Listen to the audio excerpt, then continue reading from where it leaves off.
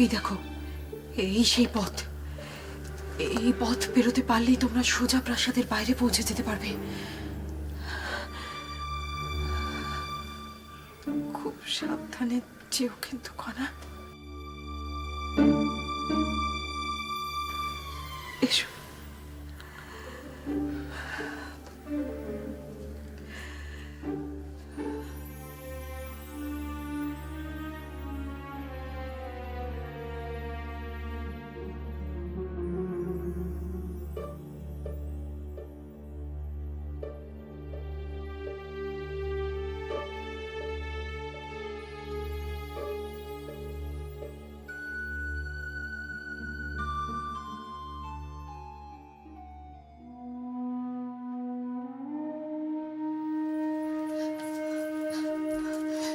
রাজিমা,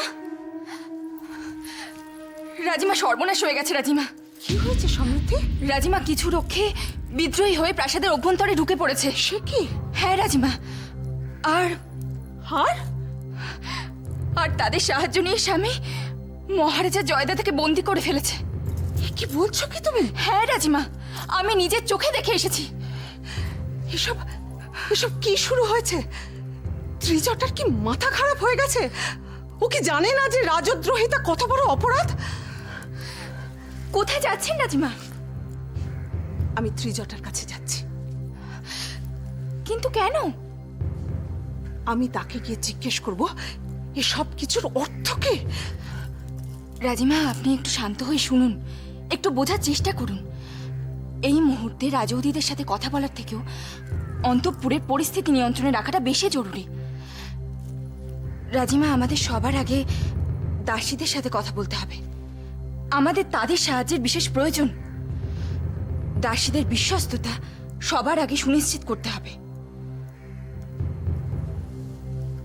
আর উপদেশ্বর? উপদেশ্বর কি হবে? তাকে কে রক্ষা করবে? রাজিমা, সেই কারণে খনা ইতিমধ্যে গোপনে প্রাসাদ ত্যাগ করার পরিকল্পনা করেছে, যাতে সে প্রাসাদের বাইরে থেকে সাহায্য আনতে পারে এবং মহারাজকেও উদ্ধার করা সম্ভব হয়। আমার মনে হয় যে সে ইতিমধ্যে প্রাসাদের বাইরে পৌঁছেও গেছে। সমৃদ্ধি, আমি আর সহ্য করতে পারছি না। অনেক হয়েছে। আমি এর শেষ দেখে ছাড়ব। রাজিমা, রাজিমা, এ কি হলো? এ তো দেখছি হিতে বিপরীত হলো। না না না, আর কাউকে কিছু বিস্তারিত জানানোর প্রয়োজন নেই। আমাকে সবার আগে নিশ্চিত হতে হবে খনা প্রাসাদের বাইরে পৌঁছতে সক্ষম হয়েছে কিনা। কি যে করি আমি? মা, মা, তুমি আমার খনার সহায় থেকো। খনাকে রক্ষা করো। সেই যে আমাদের একমাত্র আশার আলো, সেই যে আমাদের একমাত্র ভরসা।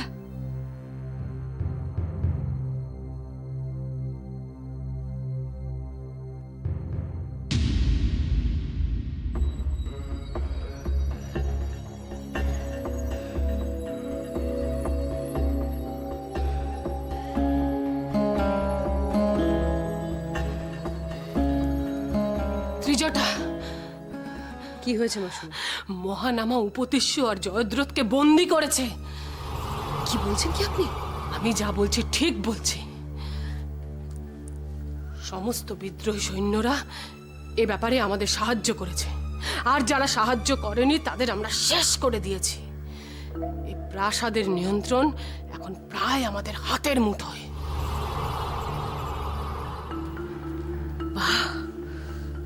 বাহ ভাই বাহ, তুমি যে এত তাড়াতাড়ি এভাবে নিজের রাজ রক্তের পরিচয় দেবে আমি ভাবতেই পারিনি। আমি জানতাম মাসুমা, আমি জানতাম আমার ভাই চাইলে সব পারে। সে আজ বুঝিয়ে দিয়েছে সিংহলের সিংহাসনের প্রকৃত দাবিদার কে। ত্রিজটা, এখন তোমার অনুমান মিথ্যে প্রমাণিত হলো তো? তুমি তো ভেবেছিলে সমৃদ্ধি মহানামাকে পুরোপুরি নিয়ন্ত্রণে রেখেছে। বনের বাঘকে এভাবে নিয়ন্ত্রণে রাখা যায় না মাসুমা। যতই তার গায়ে হাত বোলাক, তাকে আদর করুক, একদিন সে তার থাবা তুলবেই। ত্রিজটা, আসুন আসুন মাননীয়া রাজমাতা দেবী জাহ্নবী, আসুন। আমাদের এই মহা আনন্দের দিনে আপনাকে পাশে পেলে আমাদের ভালোই লাগবে। আমাদের উল্লাস বাড়বে বই কমবে না। কি বলেন মাসুমা? আমি জানতাম ত্রিজটা তোমার মধ্যে মানুষের প্রবৃত্তিগুলোর থেকে সাপের বৈশিষ্ট্যই বেশি, কিন্তু তুমি যে এতটা বিষধর সেটা আমি কোনোদিন ভাবিনি। না ভেবে ভালোই করেছেন রাজীব, কারণ ভেবে তো কোনো লাভ হতো না। আপনি কোনোভাবেই আমাকে আটকাতে পারতেন না। আজ হোক বা কাল আমি আমার অধিকার ঠিক ছিনিয়ে নিতামই। অধিকার আর লোভ দুটো সম্পূর্ণ আলাদা বিষয় ত্রিজটা। তুমি যেটা করছো সেটা অধিকারের জন্য নয়, লোভের বশবর্তী হয়ে তুমি করছো। বাবা, আপনি তো দেখছি সব জেনে ফেলেছেন। কি জানেন, আমি নিজেও নিজের সম্পর্কে এতটা জানি না। আর তুমি এটাও জানো না যে লোভ মানুষকে কত দূর নিয়ে যেতে পারে। ত্রিজটা, লোভের জন্য কৌরব বংশ ধ্বংস হয়ে গিয়েছিল। আর পাণ্ডবরা কেন জিতেছিল জানো? কারণ পাণ্ডবরা শুধু অধিকারটুকু দাবি করেছিল। তাই বলছি ত্রিজটা, বাঁচতে যদি চাও তাহলে শুধু নিজের অধিকারটুকু দাবি করো, সিংহাসনের দিকে হাত বাড়িও না। বড় বড় কথা বলা বন্ধ করুন রাজিমা। শুধু শুধু নিজের অমূল্য শক্তি ক্ষয় করছেন। এতে আমি বিন্দু মাত্র প্রভাবিত হচ্ছি না। সেটাই স্বাভাবিক তো ত্রিজটা তোমার জন্য। আমার আমার ভাবতে অবাক লাগে, তুমি আর উপতিষ্য দুটো একেবারে সম্পূর্ণ আলাদা মানুষ, অথচ তোমাদের দুজনের শরীরেই কিন্তু একই রক্ত বইছে। এক রক্ত বইলেই কেউ আপন হয়ে যায় না রাজিমা। উপতিষ্য আমার সৎ ভাই ছিল, আছে এবং চিরকাল তাই থাকবে। আর মহানামা, সে তো তোমার নিজের ভাই। তাহলে তুমি তাকে কুপথে ঠেলে দিচ্ছ কেন? তাকে ধ্বংসের পথে কেন নিয়ে যাচ্ছ? দিদি হিসেবে তোমার কোনো দায়িত্ব নেই? দায়িত্ব আছে বলেই আমি প্রতি মুহূর্তে তাকে নিজের অধিকার সম্পর্কে সচেতন করছি, তার চোখ খুলে দিচ্ছি। কি? তুমি তার চোখ খুলে দিচ্ছ? তুমি তো নিজেই ক্ষমতার লোভে অন্ধ হয়ে আছো। তুমি ওর চোখ কি করে খুলে দেবে? ত্রিজটা, তুমি এতটা নিচে নেমে গেছো যে আজ উপতিশ্বর বিপদে তুমি হাসছো।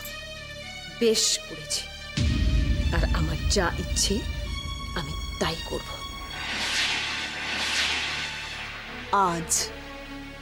আজ তুমি করে নাও, কিন্তু কাল আর পারবে না। কে আটকাবে আমায়? রক্ষীরা? যান রাজিমা, যান গিয়ে দেখুন তাদের কি অবস্থা। আমরা তাদের কিনে নিয়েছি, আর যাদের কিনতে পারিনি তাদের শেষ করে দিয়েছি। রক্ষীদের সাথে তুমি যা করার করেছো, কিন্তু একটা কথা বলে দিচ্ছি, উপতিশ্বর যদি কিছু হয় তাহলে কি উপতিষ্য শেষ হয়ে যাবে। তাকে সরিয়ে আমার ভাই সিংহলের সিংহাসনে বসবে। আপনি শুধু দাঁড়িয়ে দাঁড়িয়ে দেখবেন, কিচ্ছু করতে পারবেন না। ত্রিজটা, চিৎকার করবেন না রাজিমা। এখন ভাবুন আপনি কি করবেন, আপনার কি করণীয়। আপনি কি আমাদের পক্ষে যোগ দেবেন, নাকি ক্ষমতা পরিবর্তনের পর আমার দাসী হয়ে থাকবেন? ত্রিজটা, তুমি যে কত বড় পাপ করছো তুমি নিজে জানো না। খনা কিন্তু এখনো জীবিত, আর ও বেঁচে থাকতে তুমি খনা,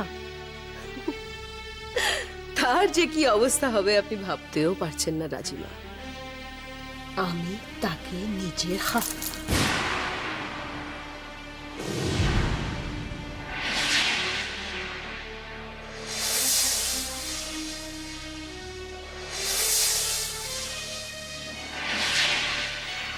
তোমার মনস্কামনা কোনো দিন পূর্ণ হবে না ত্রিজটা, বুঝেছ?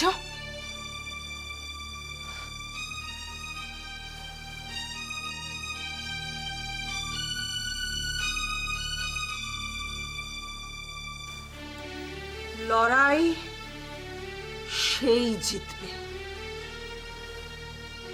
যে ন্যায়ের পক্ষে, সত্যের পথে লড়বে।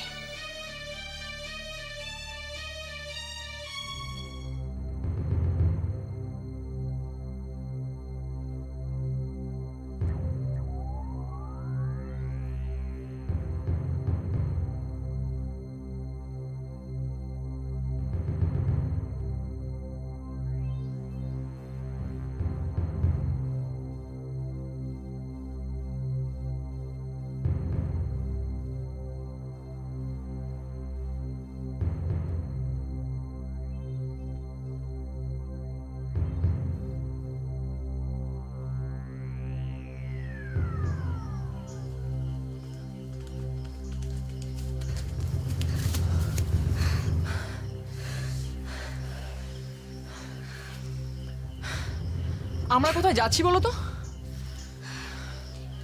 আচার্যদেবের আশ্রমে, তার পরামর্শ নিতে। তিনি কি আমাদের পরামর্শ দেবেন? তিনি তো রাজনৈতিক বিষয়ে নিজেকে কখনো জড়ান না। যেখানে সিংহলে মহারাজের প্রাণ সংশয়, সেখানে তিনি নিশ্চয়ই হস্তক্ষেপ করবেন। আর সমস্যা যে কতটা গুরুতর তাকে খুব ভালোভাবে বোঝাতে হবে। মিহির, আশা করি তুমি আমাকে সাহায্য করবে। সেটা তোমায় বলতে হবে না, কিন্তু আমি ভাবছি কেমন এক রাতের মধ্যে সবকিছু বদলে গেল, তাই না? একদিক দিয়ে মিহির ভালোই হয়েছে, কিছু মানুষ নিজেই নিজের মুখোশ খুলে দিয়েছে। আর মিথ্যে স্বর্গে বাস করতে হবে না। যাকে চলো, আমাদের আর দেরি করাটা উচিত হবে না। দাঁড়াও, আমার মনে হয় এই পোশাকে তোমার আশ্রমে যাওয়াটা উচিত হবে না। ঠিকই বলেছ মিহির, কিন্তু কোথায় পোশাক বদলাবো? কার কাছে বিশ্বাস করে?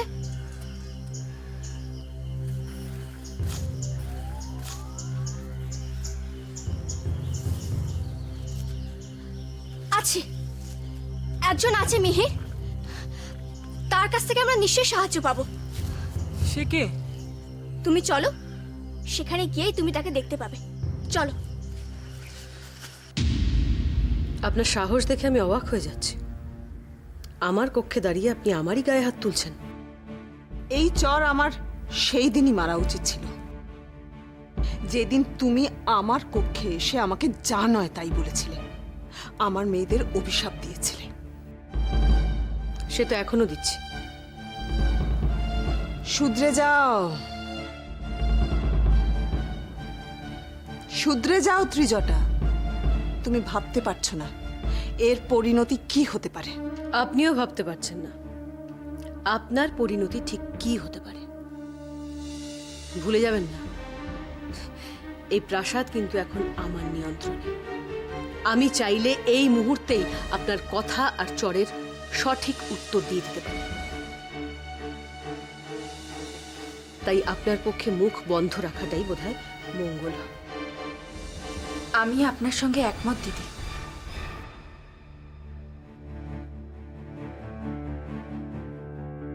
সমৃদ্ধি, সমৃদ্ধি, এ তুমি কি বলছো? ঠিকই বলছি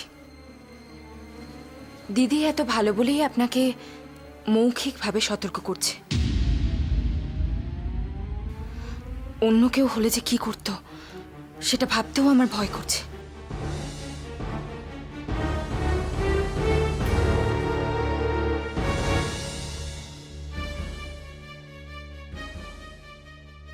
হঠাৎ সমৃদ্ধি আমাকে সমর্থন করছে কেন? তার মানে নিশ্চয়ই তার মধ্যে কোনো দুরভিসন্ধি রয়েছে।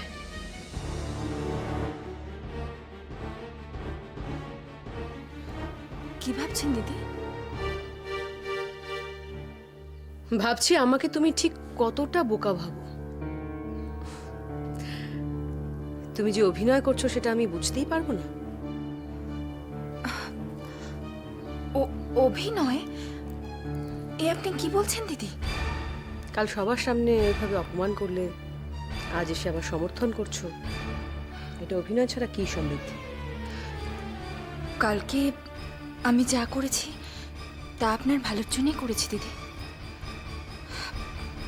ঈশ্বরকে আপনি ধন্যবাদ দিন যে আমি সত্য উদ্ঘাটন করেছি।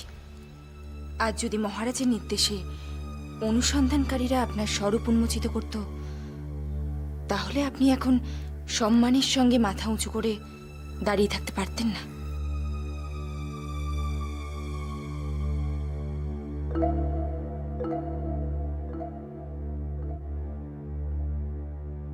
দিদি, আমি আপনার ভাতৃবধূ, কিন্তু অনুসন্ধানকারীরা নেহাতি রাজকর্মচারী। আর তারা যে কতটা সৎ সেটা তো আমার থেকে ভালো আপনি জানেন। প্রয়োজন হলে তারা পাতাল থেকেও প্রকৃত তথ্য খুঁজে বার করত। তখন তারা মহারাজের কাছে চরম শাস্তির সুপারিশ করত, আর মহারাজ আপনাকে কারাগারে নিক্ষেপ করতে বাধ্য হতেন।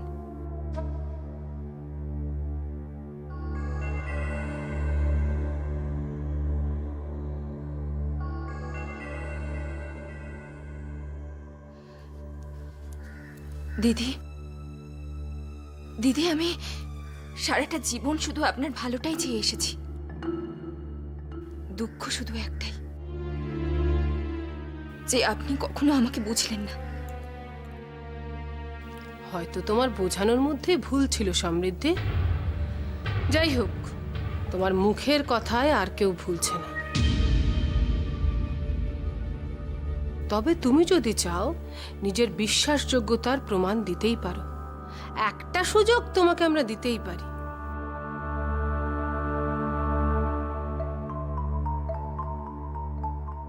তবে সমৃদ্ধি, তোমাকে এমন কিছু করতে হবে যাতে আমাদের মন থেকে যাবতীয় প্রশ্ন সংশয় চিরদিনের মতো দূর হয়ে যায়।